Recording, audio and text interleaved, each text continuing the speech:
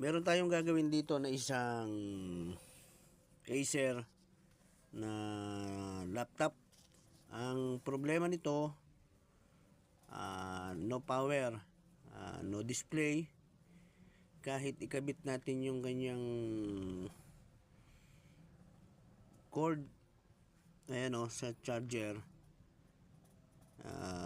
may battery siya. Nung tinester natin yung kanyang battery, okay naman, 19 volts. Kaya yung mga connector, chinek din natin, okay naman. Ang gagawin natin dito, magpo-focus tayo dun muna sa power supply. Ayan, yung binibidyo ko na yan ng part ng power supply section. Ayan. Kaya ito, step by step ang gagawin natin. Ayan, dapat pag nakakabit yung cord nung charger, ayan, may ilaw siya, di ba? Kahit wala siyang battery, pero ayan, kahit i-on natin dito, wala siya.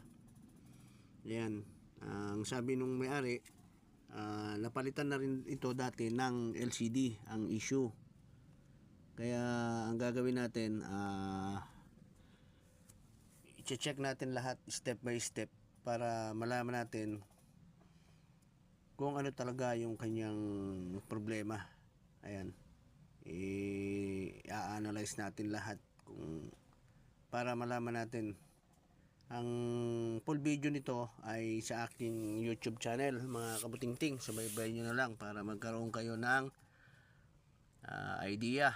Ayan, hindi natin maipipaliwanag dito lahat, hindi natin maipapakita dahil short video lang ito.